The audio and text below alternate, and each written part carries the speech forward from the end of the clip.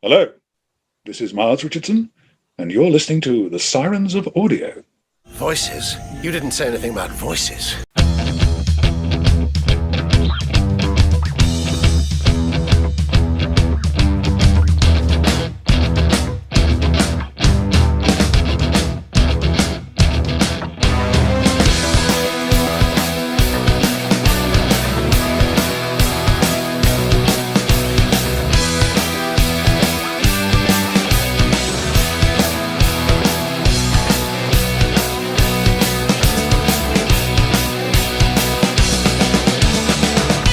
G'day audiophiles, this is the Sirens of Audio, the podcast that explores the universe of Doctor Who and the audio medium. My name is Dwayne.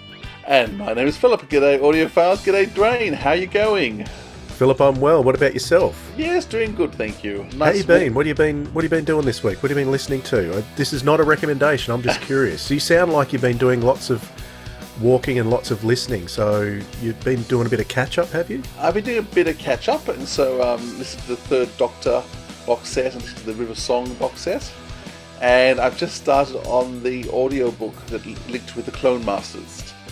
So, yeah, trying to get a bit of listening done. I'm also listening to a few... That's an interesting one, because that's read by Glynis Barber, isn't it? It is read by Glynis Barber. So, yeah, she's had a few Big Finish engagements over the years, and...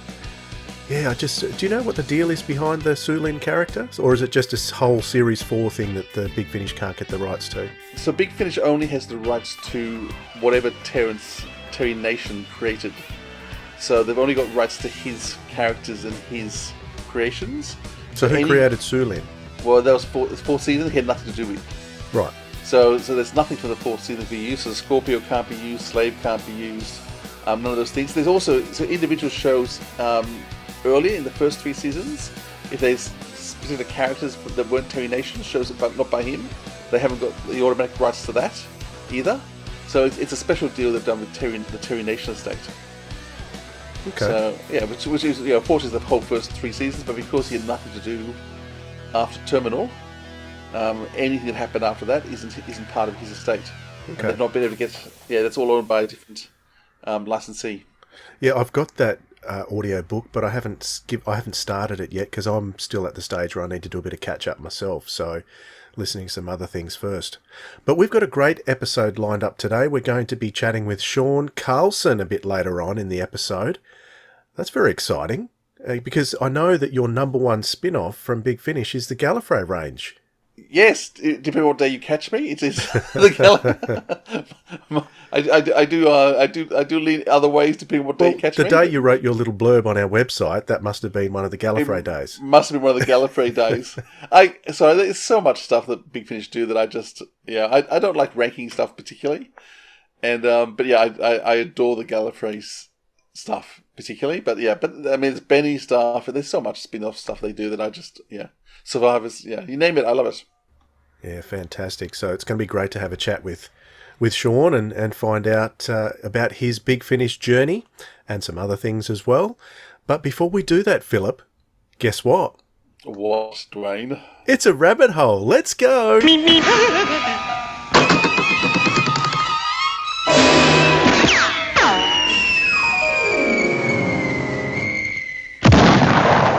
Okay, Philip, so here we are in the rabbit hole, and I've got some feedback that, well, it's a comment that was posted on our most recent episode with John Coleshaw.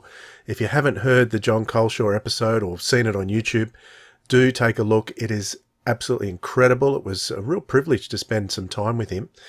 But we have a random comment that was left on there that I thought would be great for a rabbit hole topic, Philip. Okay. This is from one of our viewers called Ben Miller, so thanks for dropping that comment, Ben.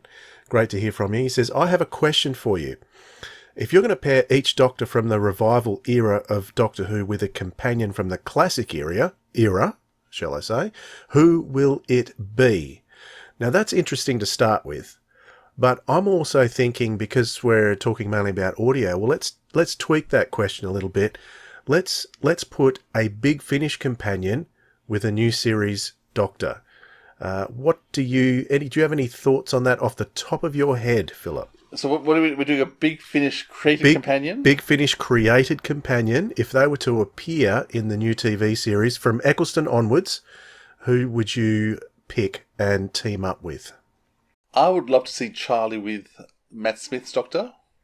Right. I think the fact that she's actually she's quite down to earth, quite stable, quite sensible. He's quite can be quite flighted all over the place. I think that there'd be an interesting contrast happening there.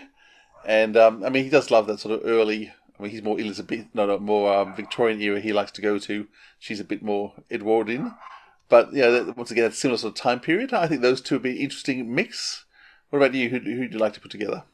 Well, rather than talk about series that have gone by, what about future series? Now, if we had a Big Finish companion brought on to the future series, we've had Paul McGann come into the new Doctor Who series and reference old companions. Well, what about, I think the most obvious choice for companion would be Liv Chanker, because Nicola Walker, very active, very well-known face, and I think to have Liv Chanker team paired up with a current or a future Doctor would be absolutely incredible. I think it would draw in more of a general audience too. Just that name alone would be a big pull. What do you think about that? Yeah, which is certainly a big actress to have. I mean, there's so many good qualities there. I mean, we'd love to see. I mean, the same thing would apply to perhaps Lucy Miller, because Sheridan Smith is such a big name too. So to see her in the series as a big name would be quite incredible. Yeah. Lucy Miller, I don't know who she'd go up with, but I would also, since Big Finish does recast, I would also be very happy to see a recast of Evelyn. Now, I know that's probably, or how can you replace Maggie Stables, but I think you possibly could for television. I think it could, and it would be a nice link between the audios and the TV series. So I don't know what you think about that little theory. You're not a big one for recasting, I know, so you might hesitate at that. In my head, I'm just playing around with, if we'd actually had Maggie Stables, who you'd put her with. It's interesting. I mean, I'd put her with. Would you put her with Capaldi? Because you've got the chocolate cake eating, nice Evelyn with the grumpy 12th Doctor, or have we already had that with the mellowing of the 6th Doctor? I think maybe we had that. I actually think one should go better with David Tennant. It's particularly he's going in his Time Lord Victorious, and she'd keep him in control. Which as he lost more and more control towards the end, she would have been a good stabilising force, which might have been good to see. In terms of Peter Capaldi, I think someone like Ehrman would be interesting because he loves to teach and train and tutor people. And Ehrman, coming from her Egyptian past, would have been an interesting companion to put with them. It's interesting to try and do this because. Just think about it now, you can really see how well the companions were created for their Big Finish Doctor. And how well, and it's really hard to try and think how would you move them to a different Doctor. I mean, Charlie did it really well in terms of going from the 8th to the 6th, and that transition worked remarkably well. Yeah. But it's always hard to know how they play across to different Doctors. But yeah, it's a fascinating idea to keep playing around with. What our listeners would do, who would you pair together? Yeah, if you've got any ideas, drop us a comment, post a comment on our socials as well. We've actually got a new Facebook page too, so go along and check that out. Just look for Sirens of Audio and leave us your comments. Drop a comment on your YouTube channel as well. All right, let's jump out of the rabbit hole. We'll throw in a trailer right here and we'll be back in a moment with Seán Carlsen.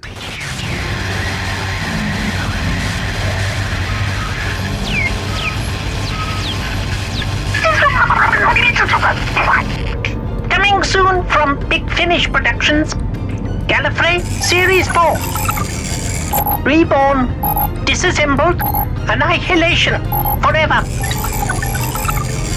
Starring Lalla Ward. Your crimes are child's play to what I have achieved.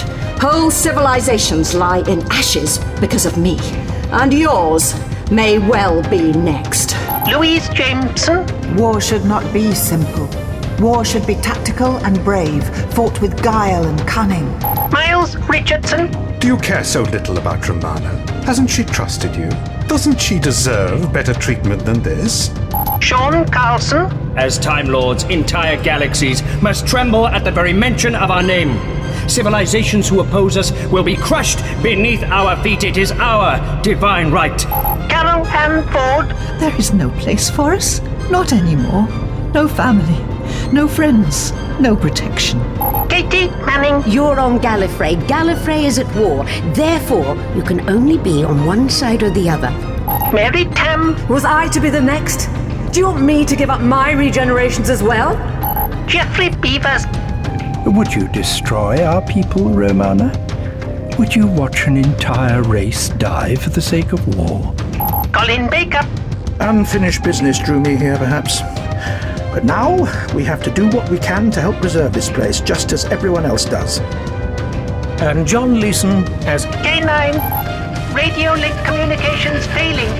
By my calculations, you are 2,347. Gallifrey. Coming soon from Big Finish Productions. Subscribers get more at bigfinish.com. So everyone, I'd like to welcome Seán Carlsen. So Seán, thank you for joining us. Oh, my pleasure. Lovely to be here. Now where are you talking to us from? I am literally sat in my bedroom at home in Llantilio Pathori. Oh, which is a little hamlet in Wales. What part of Wales is that? We're in Monmouthshire. Yeah, rural Monmouthshire. So you grew up and were born in Wales, is that right? Where were you born? Oh, yes, absolutely. Born and bred, yeah. Of Irish extraction, if that matters at all. Yes, I was born and raised here. So I know people sometimes say, at conventions and things, crikey, you don't sound like Narvin, or they say, yeah, Narvin doesn't sound Welsh. Well, no, he's not me, is he? But yes, Welsh. I don't have a strong accent, to be honest. I don't think I do. But then I always find that, when I'm working with English actors, they say, oh, you sound very Welsh. And then when I'm with Welsh actors, they say, oh, you don't sound very Welsh. Yeah, not by Eve Miles standards. I don't sound very Welsh when compared to someone like Eve. No, that's right. So how did you decide to become an actor? When I was a little kid, I remember we went on a holiday to somewhere on the Gower coast. There's a beautiful bit of coastline in Wales. And I remember there was a clubhouse there, and God knows what possessed me, but somehow I got up on stage and did a few impressions and told a few jokes. I cringe at the memory of it, but I did. And I enjoyed it. I enjoyed the applause, and I enjoyed the laughter. And I don't know how I had the confidence to get up on stage and do that, but I did. And so I suppose as a kid, I just wanted to be on stage, to entertain, to just enjoy an audience. I think, that was the thing, live audience, that reaction, that interaction I enjoyed. And the other thing I recall is my dad gave me a cassette when I was a kid, back in the 70s. He gave me a cassette of Monty Python, live at Drury Lane. And I've still got it on CD, and it gives me a warm glow to listen to it, because I remember as a kid, I was probably too young to even appreciate Monty Python, but I did love it. And I used to write down those sketches, learn them word for word. I did the same with Not the 9 o'clock news as well. I'd write the sketches down in script form and then perform them with my friends. I actually met Michael Palin quite a few years ago now. He came to see me in a show called Tales of the Country. And, it's my proudest moment, because I was in the bar after the show, and Brian Viner, who wrote the play, he said, oh, great show, Seán. Let me buy you a pint. And this very familiar voice said, no, I'll get that, because you were very funny. And there was Michael Palin, my absolute comedy hero. And yeah, he bought me a beer and we had a lovely chat. And I was chatting to his wife as well. And I told her this little story about how that cassette is probably the reason I became an actor. And she said, oh, gosh, what a lovely story. You must tell Michael. I said, no, I'm telling you. She said, no, Michael, come here. You've got to hear this. And and he just gave me that twinkly-eyed smile. I went, oh. I guess, you could say maybe that cassette is what really led to it. So, much later on, I went to youth theatre and then drama school. That was that. It's a great CD. Actually, I've still got that. I remember sitting down and writing out the 4 Yorkshiremen word for word because I performed that for a school thing. I've now bought all the scripts. I think all that work I went to transcribe these stories. Hey, we could do it now. Oh, Chateau de Châtelet. Who'd have thought 30 years ago we'd be sat around here drinking Chateau de Châtelet? You don't have to come up with the next line. I don't even know what the next line is. I just remember bits of it. But ask him. I woke up at 6 o'clock and licked the road clean with tongue. Yeah. We used to live in a corridor. Used to dream of living in a corridor. Would have been a palace to us.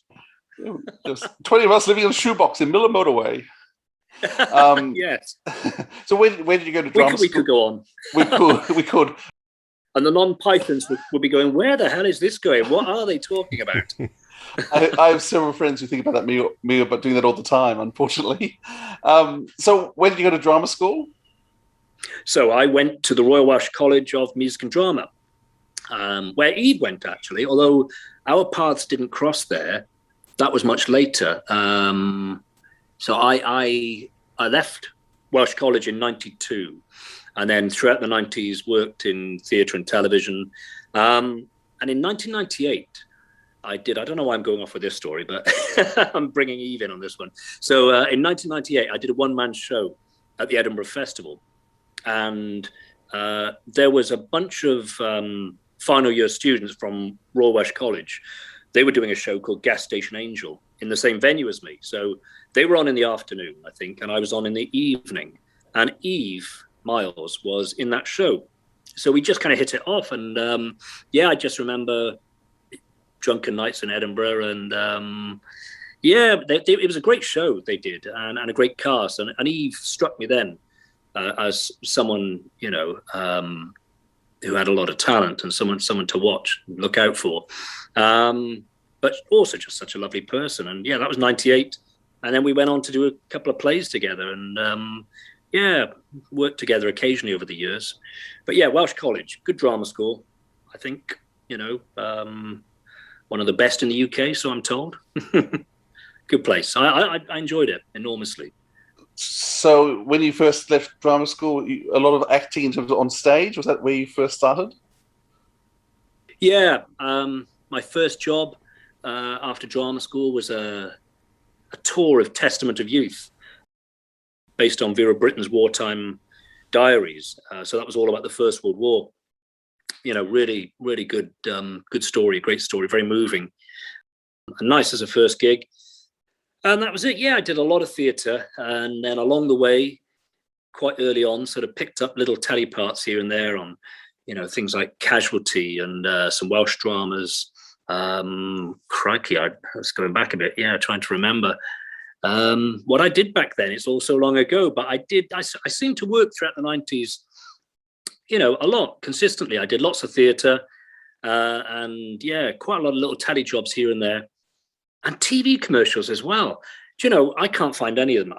Thank God they're not out there, because I did quite a lot of really bad TV commercials in the 90s, and they're not out there on YouTube or anywhere, thankfully, because if they were, my God, I'd be humiliated.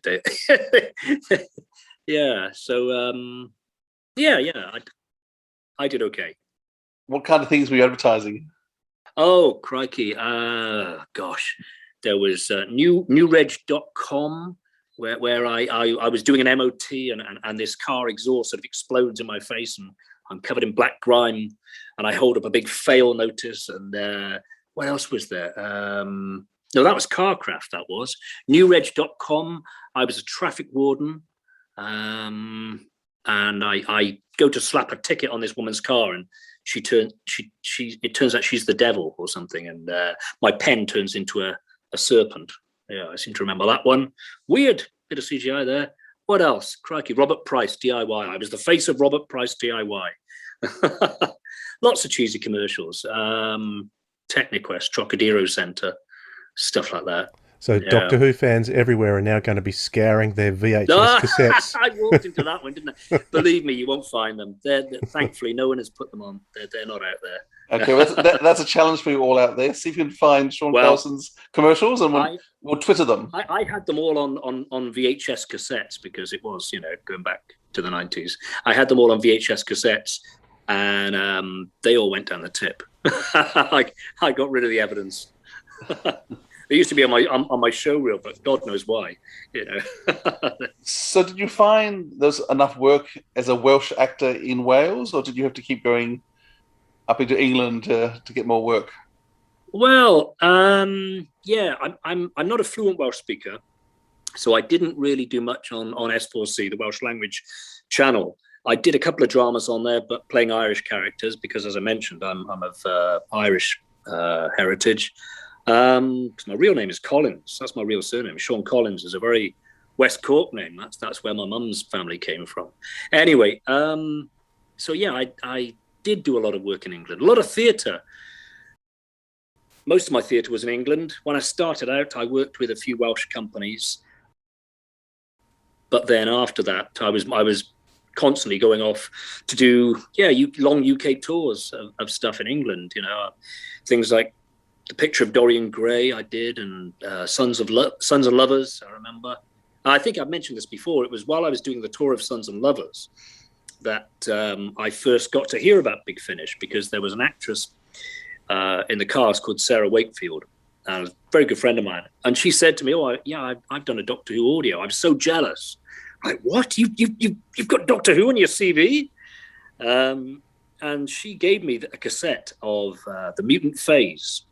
And I listened to it in my car driving back to Wales and thought, wow, this is great. I was aware of Big Finish because as soon as they came along, I read about them in Doctor Who magazine, got the free CD, and was very excited that, wow, someone's got the license to make new Doctor Who. Very exciting news. And then through Sarah, I met Jason Hay-Gallery. He came to see the show, Sons and Lovers. And we had a beer afterwards. And I remember we went out to the car park. He opened the boot of his car. He had loads of CDs in there, and he gave me a couple of CDs. And I said, have a listen to this. This is the sort of thing we do. And you must write to Gary Russell. I'm sorry if you've heard this story before. But so I wrote to Gary, and I heard absolutely nothing. I didn't get a reply. And 2 years went by, and I didn't get a reply. And I thought, well, crikey, thanks a lot. I sent my cassette in, I got nothing back. And then out of the blue, in 2003, I was doing a corporate film in Cardiff, coincidentally with Lisa Bowerman.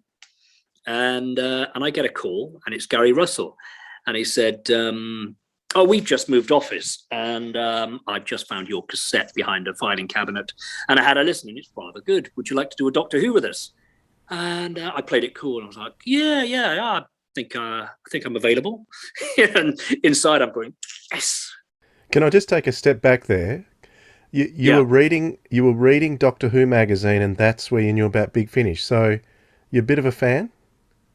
Yeah, I am. I certainly, certainly back in the 90s, I bought Doctor Who magazine, religiously, and I've still got them. I must do something with them. I mean, I don't mean sell them. I just give them to someone because they're just taking up space. They're in my voiceover booth downstairs on the shelf there. But I got all my issues, from I guess it was about 94.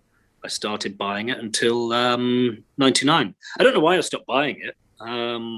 It was an exciting period as well because, of course, that period covered the whole build-up to the TV movie with Paul McGann and the aftermath of, will they, won't they make a new series, which, of course, sadly didn't happen.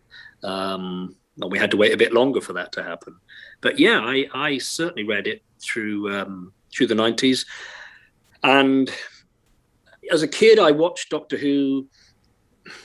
People always say, what's your earliest memory? And forgive me if I'm jumping in. It's one of your questions for later on. But, my earliest memory, I think, is Sea Devils, because it's just such a memorable, image, isn't it?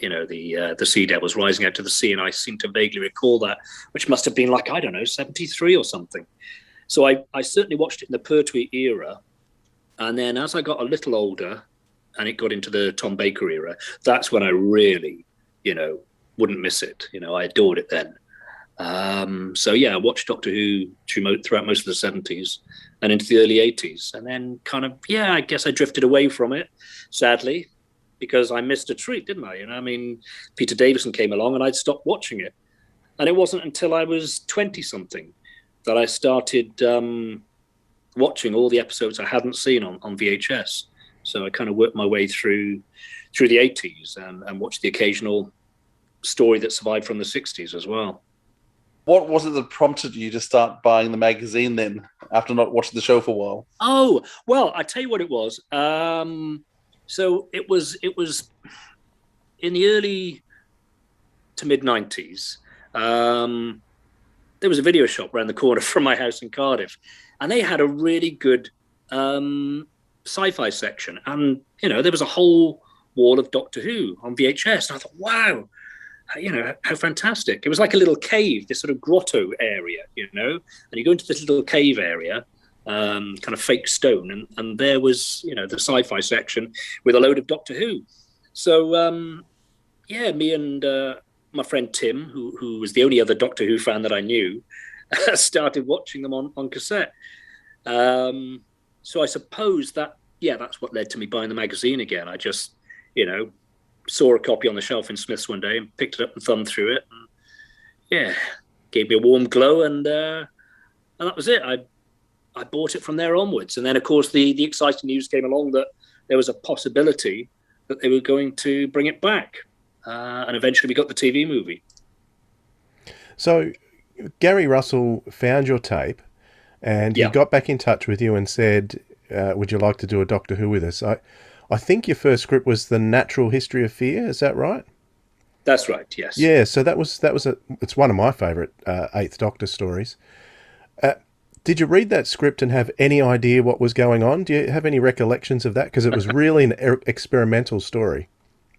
Yeah, I mean, it was an odd one because, I was so excited, and I was sort of expecting, because I'd listened to a few Big Finish Doctor Who's up to that point, obviously the Mutant Phase, and then the two that Jason gave me was Sword of Orion, and crikey, what was the other one? I can't remember. It's about the R101. I think was Storm Warning. Storm Warning. That was it. Yeah. So to me, they felt very much like TV Doctor Who, like conventional Doctor Who stories in the best possible sense. And I really enjoyed them. That's what I was kind of, expecting to be doing and hoping to be doing. And then I get this script. I was absolutely baffling. It wasn't like conventional Doctor Who. They were certainly trying something very different. And I know that it was part of there was a story arc, wasn't there, through that season, the Divergent Universe. Yeah, of course. And I only heard, that was the only story I heard from that season, I think. So I wouldn't say it made sense, but and it doesn't make sense, but it doesn't take away from the thrill of being in the studio with the Doctor. Doesn't matter who you're alongside, whichever actor it might be on the day, that is the Doctor for me. And I loved Paul's Doctor in the TV movie. I really did. I thought when I heard he was going to be the Doctor, I thought, brilliant. They've got it right. Perfect casting, inspired choice. And then when I saw him on screen, it was like, wow, he is the Doctor. And I've said this before, there was a lot about the TV movie that I liked. The look and feel of it. I just think it wasn't the strongest script, and that's such a shame. But there we are. It's been talked about plenty elsewhere. But nevertheless, as far as his performance and the casting, I thought spot on. So I was delighted to be in a studio next to Paul. That was a huge thrill, and just to have Doctor Who on my CV, because that's something I always wanted. If I just had that one credit, I'd have been happy, and I've been very, very fortunate to have many, many Who credits on my CV. So I feel very, very privileged, very honoured to be a small part of the Who-niverse.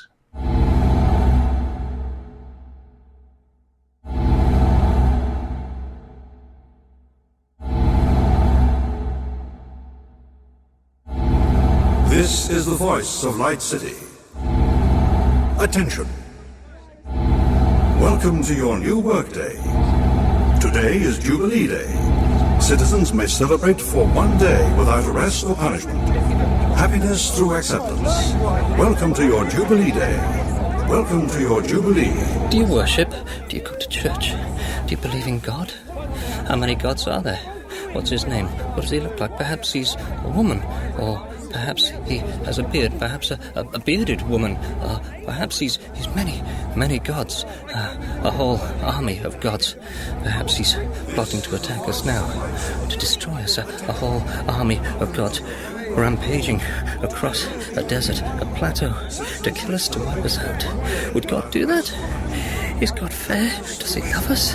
Does he hate us? Perhaps he's teasing us, perhaps he's toying with us, perhaps he's playing with us, playing with our minds, perhaps we're all just part of one big experiment, perhaps we're just toys, perhaps we're all little toy figures that God is playing with, and sometimes he bites off our heads, and sometimes he stamps on us, and sometimes he throws his toys back in the box, and he doesn't want to play with us anymore, he doesn't want us anymore, he wants to get rid of us, he wants to get rid of us, to throw us all away, get rid of us, don't do that to us. No, he loves us, surely he loves us, doesn't he? Doesn't he? It's not true. Doesn't he love us? We all love each other. Perhaps that's the answer. Love isn't that what we need? But then perhaps love is evil. Is it a sin to love? Is it a sin? Is it wrong? Is it wrong to love? To hate? Perhaps to hate is safer. Or to feel nothing. Do we feel nothing? Do we feel nothing? Perhaps we'll be safer if we just feel nothing. And if we don't speak, perhaps we'll be safer. If we don't speak, perhaps we'll be quiet. If everybody's quiet, then we'll say nothing. This is the voice of Light City. Attention. Welcome to your new workday. Today is Jubilee Day. Citizens may celebrate for one day without arrest or punishment. Happiness through acceptance. Welcome to your Jubilee Day. Welcome to your Jubilee.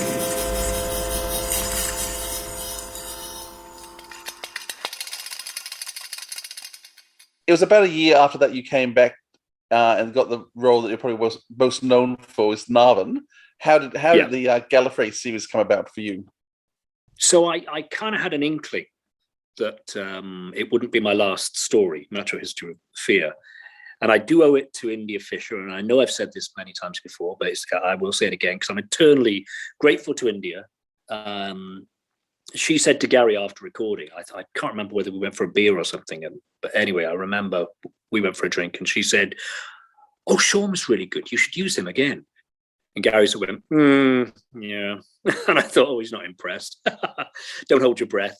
But he then wrote to me or emailed me and said, really liked what you did on Natural History of Fear. Would you like to do this thing called Gallifrey? Of course, yeah, I was delighted. They're going to use me again. Wonderful. And this script arrives. And of course, I'm expecting a script, a story, a one-off, 4-parter or something called Gallifrey. And this thing, they couldn't fit it through the letterbox. I had to sort of take it off the postman, and it's like sort of like this thick. I'm thinking, well, how long is this? It's epic. Of course, I didn't realize that it was the first series they were giving me in one go. Couldn't believe it. I thought, whoa, I'm not just in a story. I'm in the series. This is wonderful. So I just got stuck into it, as you do with any script as an actor.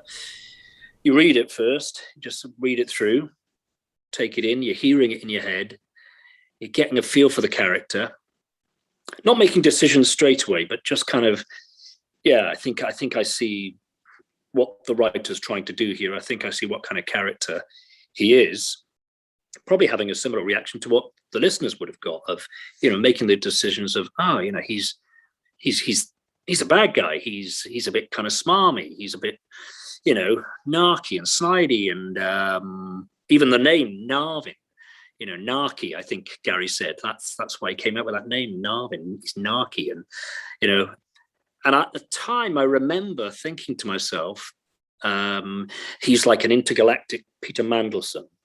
He's a bit dark and devious. He's not to be trusted, and as far as I was concerned, he is the bad guy here. There's Romana and Leela. They're the good guys, and K9. And then they've got Narvin to contend with. So that was my take on it. And from that just came, I don't know, I didn't deliberately think I'm going to create a voice for him. It's just that's what came out when I read it. So he was sort of there, fully formed. As soon as I read it out loud, there was this voice, and that was Narvin, and that's how he's been ever since. Although obviously he's developed. They've written this most wonderful, script development, character development, and it's been a great story, and it's been a great journey.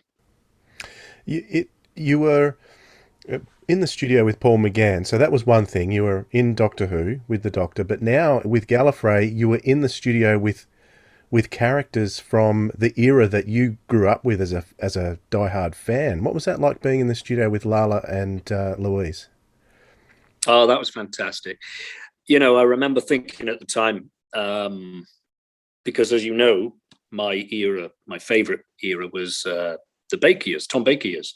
So here I was with two of Tom's companions, three, if you include K9. Being part of that gang was just incredibly special.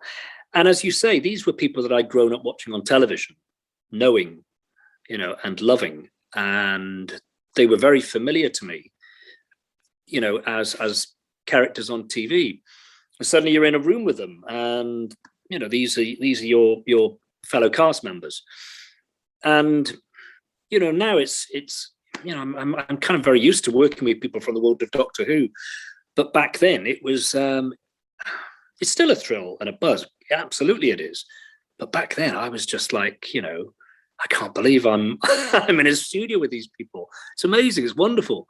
And then, as we went along through those first few seasons of Gallifrey, in came Linda Bellingham and Mary Tam, just wonderful. And then we got to season 4, and crikey, we had Carol Ann Ford. I mean, I just thought, doesn't get any better than this.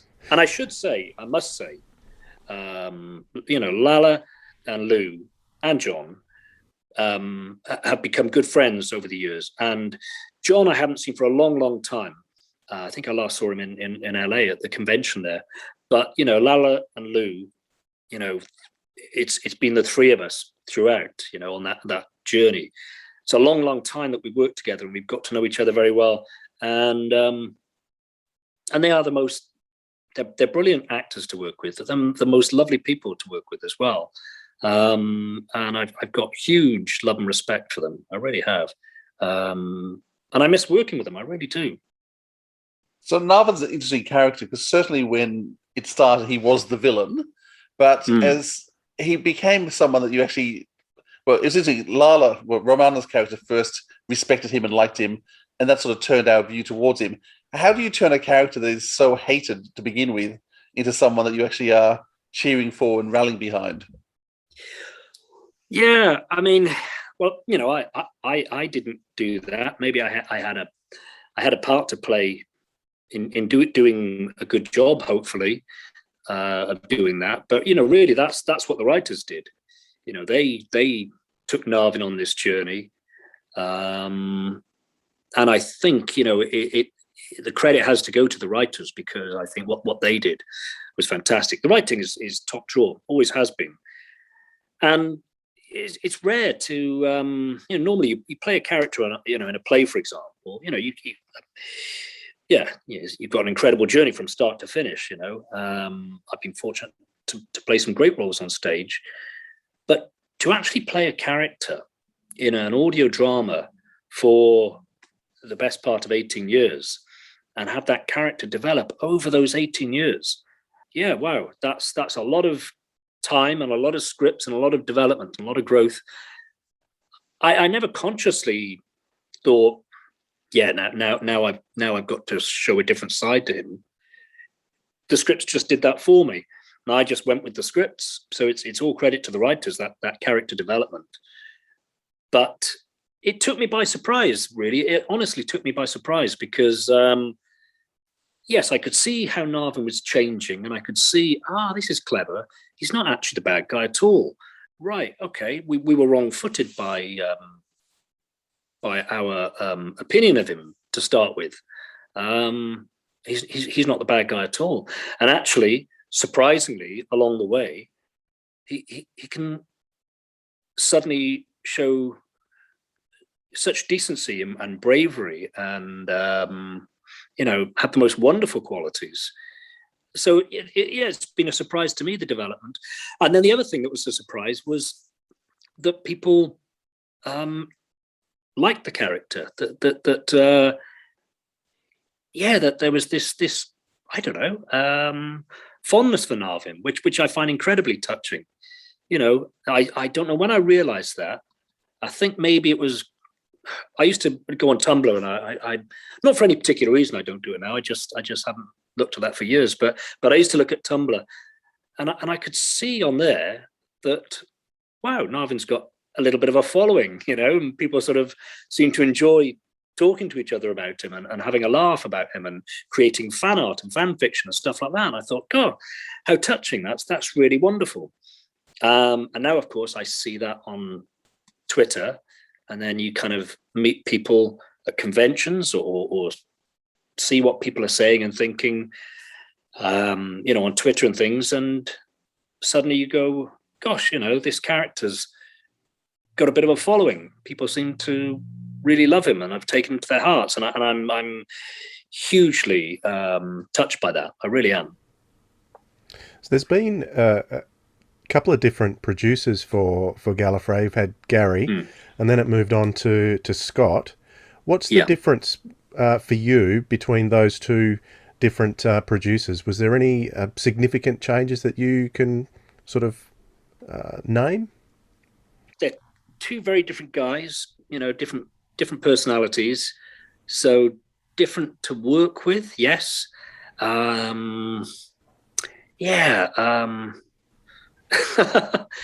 love them both. I really do. They're very, very different personalities. That's a different experience, but I don't know. They get the same results. I mean, I find them both very, very perceptive. And I don't get a huge amount of notes from either of them. We're having to go back a long, long time because, it's 10 years, I guess, since I was working with Gary on Gallifrey. But I think it was pretty much the same experience with Gary as it is with Scott, or was with Scott, in that, I didn't get a huge amount of notes because, you get to know the character so well. And then the people that you work with, the regular cast, Lala and Lou and myself, we have a shorthand for working with each other. Quite often we can just get a scene, in one take, maybe go back and do a couple of pickups if need be. But Scott, if Scott gives me a note, it's something that I've missed, and it's always a good note. He's got a great shorthand for just making you realize there's a better way of playing that line, or getting the right sense, the intended sense out of that line. And you think, oh, crikey, that's clever. Why didn't I spot that? Well, because Scott's cleverer than me, perhaps. There's no perhaps about it. He's a smart lad. And a really fine director. Gosh, I'm gushing about Scott. Can you believe it? He's horrible to me, He's so rude. No respect. But no, I hugely enjoyed working with the pair of them, and they're good friends, and I miss working with them both. I really do. Doctor Who Short Trips, Erasure. I must have looked completely out of it, because when a man walked up, I assumed he was a Beliscon elder. I mean, why wouldn't I? He looked at my CIA tabard, up and down like he was trying to measure me up. And then he asked why I was there. "Greetings," I said. "I am not of this world. I am Narvin from..."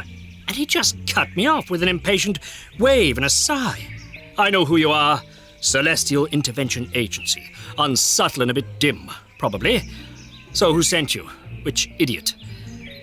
I told him it was Coordinator Vansell. "Vansell?" He almost spat. "Vansell. Never heard of him, but I'm sure he's just as annoying as the rest of them." And then a youth wandered over, and that's when I realized. Neither of them were Beliscons. I closed my eyes briefly, sent out a slight telepathic wave, seeing if I could identify the species. The boy, no. But the rude man. I opened my eyes and stared at him. "Have you quite finished?" he asked. "Adric, meet a useless Time Lord. Useless Time Lord, meet Adric." But I couldn't focus on anything other than the man. You're... I started to say, but he turned his back. "Yes," he said. "Yes, I am. Now come on. If you've been sent here, I imagine it's for the same reason as Adric and I, although I'm guessing that my resolution will be less scorched earth than yours." And then the boy confirmed my suspicions. "Doctor," he asked, "why is a Time Lord here?" He looked at me. "Are you here about Romana? Because..." But the doctor shook his head and Adric fell silent.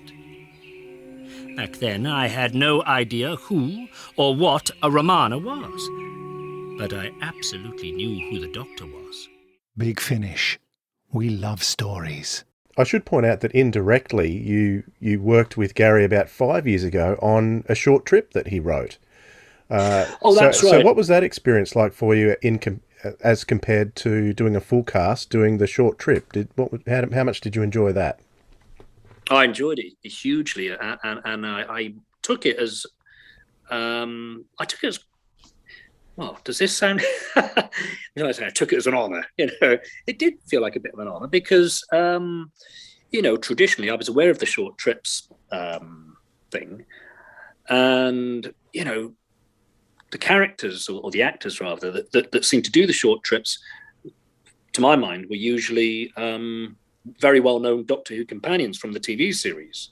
So, they were well-established Doctor Who TV characters, usually, For Narvin to be doing one, for me to be asked to do one, I was really chuffed that they came up with that idea, that they wrote one. And then when I discovered that it was going to be Gary directing it, I was just delighted because I didn't think we'd have that chance again to work together on a Doctor Who related script. He's moved on to other things, and I thought, well, sadly, those days are gone of working with Gary on a Big Finish story. But it was a one-off, and he was happy to come back and do that. And I was really delighted. It was a lovely experience. Obviously, it's a different experience because, you're narrating a story. So it's like doing a little kind of, talking book, I suppose. Very different experience without other actors there, but a lovely experience. I was just so chuffed and thankful, grateful that they decided to do that with Narvin. And that story was involving the Fourth Doctor. So Narvin and was teaming up with the Fourth Doctor. But in actual fact, a few years before that, you did do a story with Tom Baker, didn't you? So what was that experience like for you, being a fan of that era? Oh, crikey, that was wonderful. I mean, that was, that was a box that you want to tick, to work with Tom. I met him at a convention, as you said earlier. I was a bit of a fan. I am a bit of a fan. And I went to Longleat back in the late 90s it was. And there was a convention to celebrate 20 years of K9, I think it was. K9's 20th birthday party or 25th birthday party, I'm not sure. I went along to that, and Liz Sladen was there. I never got to work with her, sadly. It was the only time I met her. And Tom was there. And so I met Tom, and I got him to sign, a Doctor Who book. And I said something like, I really hope we get to work together one day. He said, might that happen? What do you do, Sean? I said, I'm an actor. He said, yes, perhaps one day you could be the Doctor and I could be the Master. Wouldn't that be fun? Yes. And I was just like, yeah. And yeah, God, sure enough, all these years later, find myself in a studio with him. And we recorded down in, where was it? Tunbridge Wells. Tunbridge Wells, that's it, yeah. So I went down there, not on our usual patch in the Moat Studios, down in Tunbridge Wells, and I went into the studio, and I think they'd been recording all morning. I arrived just before lunchtime, and David Richardson took me into the studio, and they were just doing a take, Tom and Lou, and I just sat and listened, and they did this scene, and they finished, and David and I sort of turned to each other with big grins on our faces, because it was like, oh wow, he's still the Fourth Doctor. That voice, it's just unmistakably, Tom being the Fourth Doctor and still doing it brilliantly.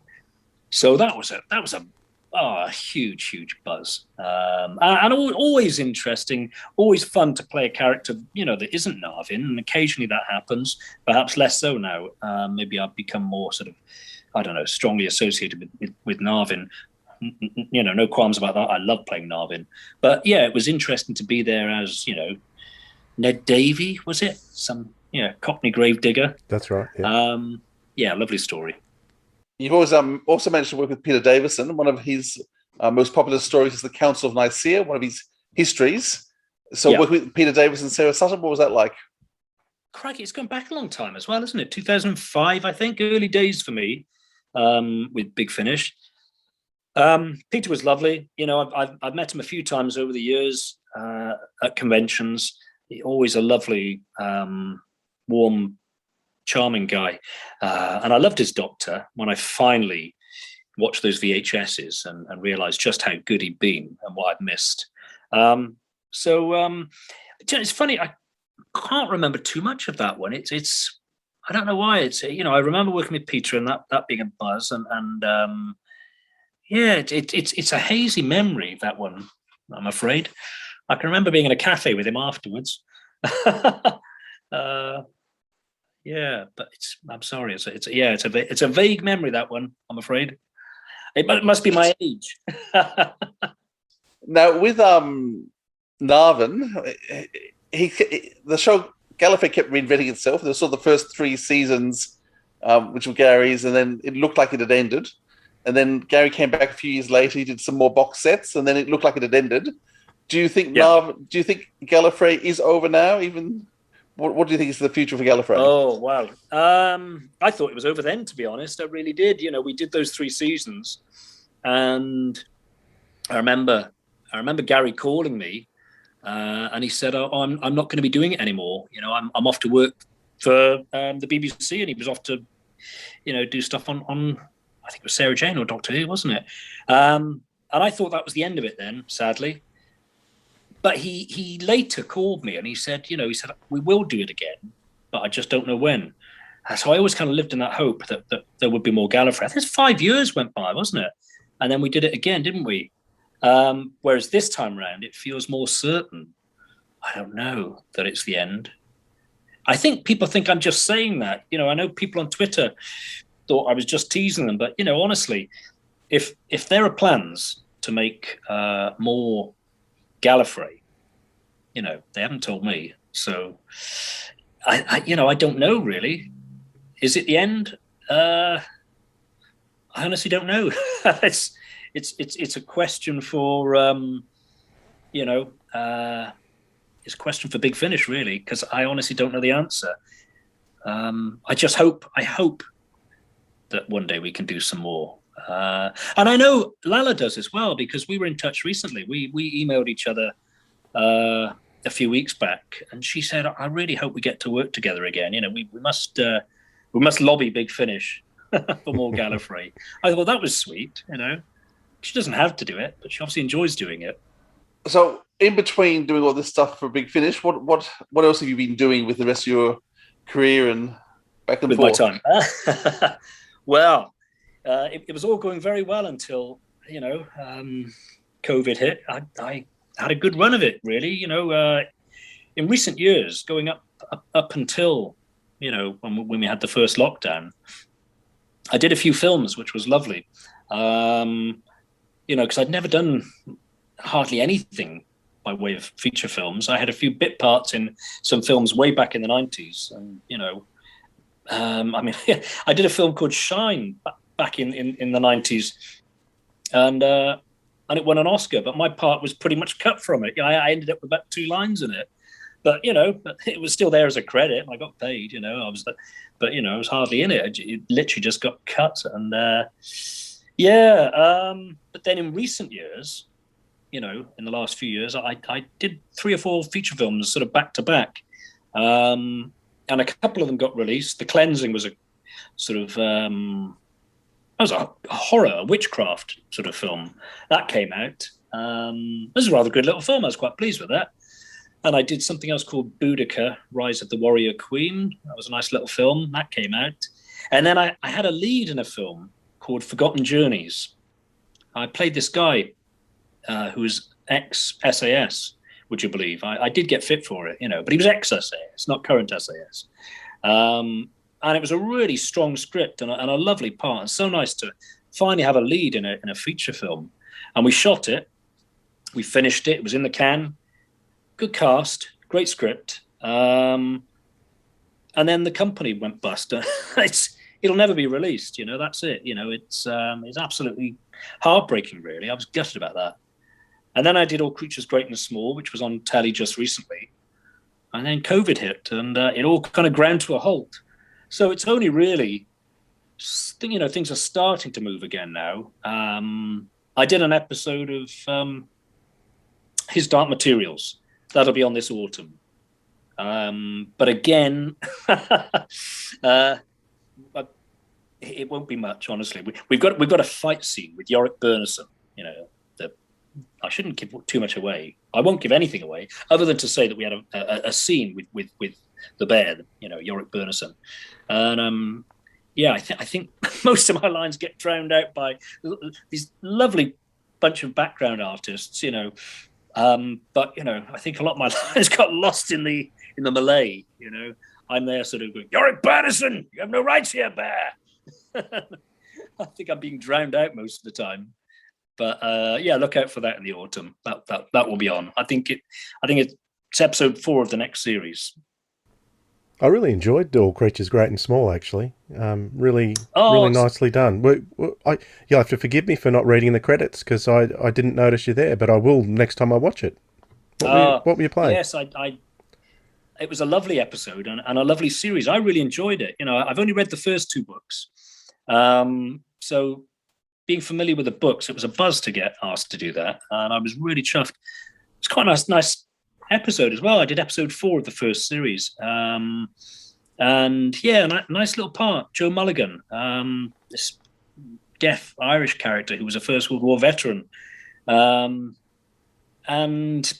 say they hope to bring him back. So we'll see. So I very, very much hope that Joe Mulligan returns. I know I'm not in series 2 because that's already done, but they said at some point they may bring that character back. I hope so. Yeah, I really enjoyed that first series. It was lovely. Looking forward to the to series 2, which I think is on very soon. So any idea what the future holds?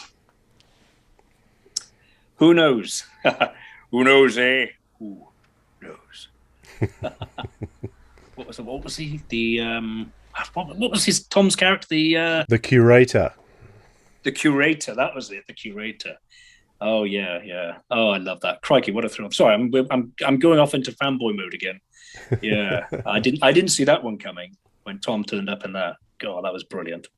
Well, so you've now worked with all. Have you worked with all the surviving Doctors? I haven't worked with all of them. Who haven't I worked with? Well, there's quite a few of them now, isn't there? Because it goes on and on. So, yeah, no, I mean, I've got a few to tick off, haven't I? I'd love to work with Christopher Eccleston and Peter Capaldi. Crikey, there's still a few to add to the list, isn't there? Yeah, we'll see. I just live in hope that maybe one day Narvin can turn up in the TV series. If only just for one line, just to be there, in my Time Lord robes. Well, maybe it's time for a Welsh Doctor. Maybe as the Doctor. Oh, yeah, or an Unbound Doctor. Yeah. Who knows? I always wanted to play the Doctor. Of course, I did. I sort of, in fantasy world, had that ambition in my head. Until Gary Russell said to me, I think we were having dinner at a convention once, and I shared this with him. He said, "You'll never be the Doctor." I thought, "Oh, thanks, Gary." Thanks for that. Just crushed. I was absolutely crushed. He knows how to break your heart. Yeah. Thanks for that brutal honesty. Listen, Sean, thank you so much for your time. We really appreciate it. Thank you for your years of service as Narvin, taking a character that, I must admit, I hated you at the start, but was quite fond of you by the end. And I must admit, I was rather surprised when I saw how young you were, because in my head, Narvin seemed much older. So part of the voice, I think. That's great. I am 53, and I'm looking at it and feeding it. But there we are. But 20 years ago, you weren't. It's a long time ago, isn't it? Yeah, it was a good run, wasn't it? 18 years was great. Well, listen, thank you so much for your time. We do appreciate it. I really enjoyed it. Thank you, guys. Thank you to everyone. Hear your Lord President, your father, as you make this great sacrifice. From Big Finish Productions, Gallifrey Time War, Volume 4. When two mighty armies bend the constellations to become their battlefields, a warrior must decide. We tried to turn back the tide, but failed. Our friends have been taken, one by one. So what is left for us to do? Run? Hide? It does not sit well with a warrior to run. But sometimes it is the only choice. Or we can resist. But what of the lost? Those who fall in battle? Are they condemned to rise time and time again? To take arms against an enemy who never rests?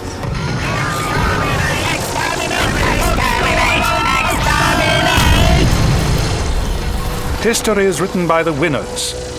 In a time war, that history can be rewritten by the losers. No one's truly gone until they're gone from memory. Farewell, my friends.